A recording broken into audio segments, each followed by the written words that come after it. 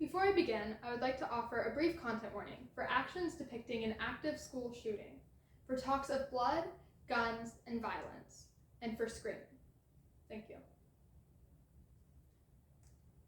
The paved schoolyard, filled with trash, laughter, fights, gossip, cafeteria food. We call it prison, for we cannot escape, but we don't mean that. Not really. It's not a prison. Not until gunfire reaches its walls. Fight 222. According to the K-12 school shooting database, 222 is the number of school shootings that have occurred in the United States of America in 2025 alone. This number continues to grow. That is terrifying to students and teachers, parents, and administrators all across America. When we students go to school, the most we should have to worry about is whether or not we finish that homework assignment that's due next period, or if we charged our Chromebooks last night. What we shouldn't have to worry about is that someone with a gun is going to try to come into our school and shoot us. Yet this is a horror that many American children are terrified of today. So today, through the poetry, We Call It Prison by Rain, Confessions of Youth Group by Alexandra Knight, the book This Is Where It Ends by Mariki Nightcap, the safety video Run, Hide, Fight by the Louisiana Board of Regents, and the song It's the Guns by Philip Labes, comes to the program Run, Hide, Fight. Because children's lives, our country's future, should be this nation's priority. A 4-year-old refuses to wear light-up shoes, even though they brighten the world. She refuses on the chance that a shooter could pinpoint her location in the dark. A 6-year-old tells his mother, "I love you," with a suffocating hug every morning as he boards the yellow bus, like a soldier marching to war, never knowing if he will see her again. He treats every weekday morning like a last goodbye. Run, hide, fight. Violent events can and do happen. If you find yourself in an active threat, it is important you know what you can do to maximize your safety and chances of survival.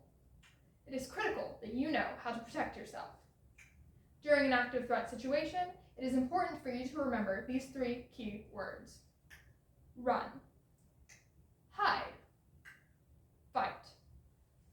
When the bell rings, I wait for the hallways to fill up, but the halls remain empty. It's like we're the only people left in the building. It's too quiet. And then 2 large cracks tear through the air. What was that? But I know I have spent hours practicing school shooting drills. I know that's the sound of gunshots. But this can't happen, not here, not now. We need to get out, we need to warn somebody, and nobody entered the hallways. Nobody sounded the alarm, nobody ran to cover. They're all still in the auditorium. Run, hide, fight. An 8-year-old begs his dad for self-defense classes. So when the time comes, he can give his friends time to run and hide. His father mourns the loss of innocence. An 8-year-old writes a letter to her family every night, and her friends speaking of her fear of going to school and what she loves. She writes what's in her heart every night, in case her family never hears from her again.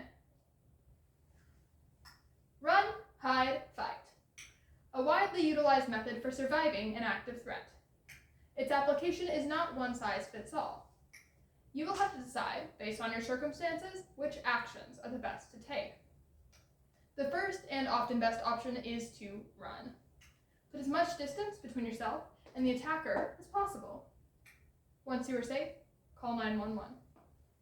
The second shot rings out at 10:05 a.m. Another shot, more shots, my heart begins to beat to match the erratic rhythm. We don't know what's happening inside.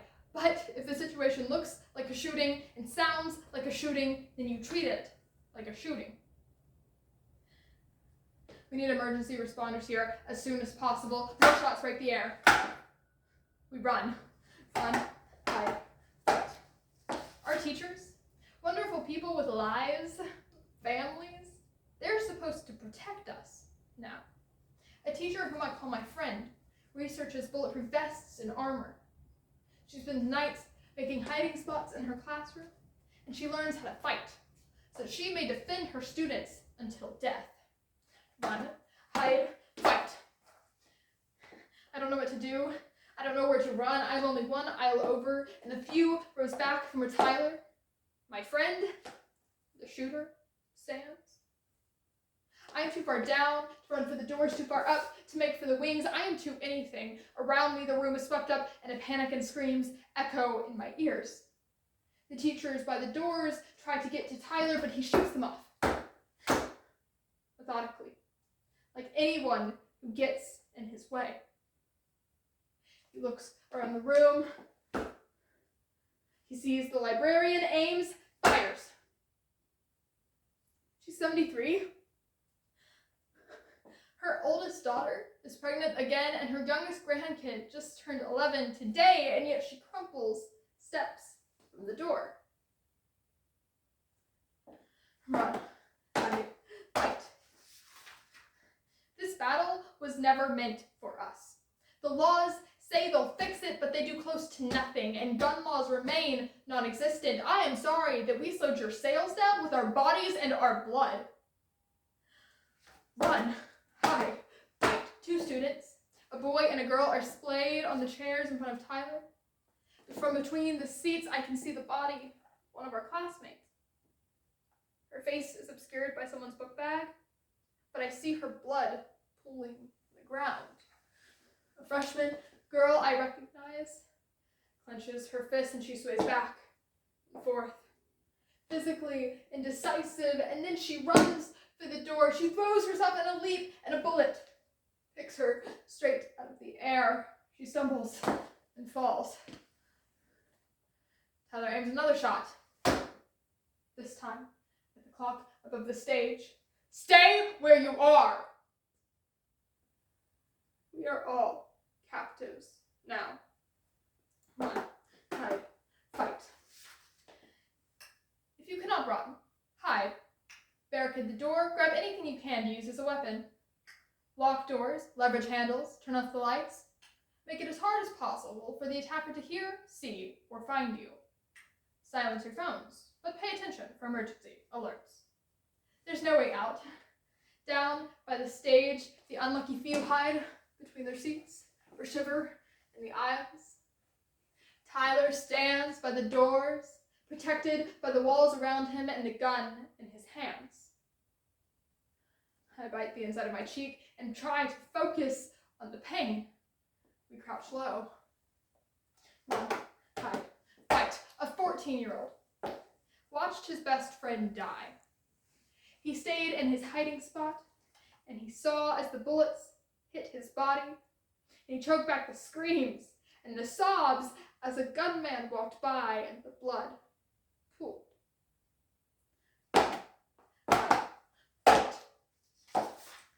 I do understand, to some extent, that nobody can stop it.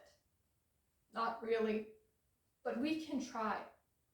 And I only wished that they would try harder, as fire drills turn into drills for intruders, where we hide under our desks. In what miracle will that save us from the bullets? Run, hide, fight. A 16-year-old listened to his dad as he explained the blueprint of his school, the best escape routes.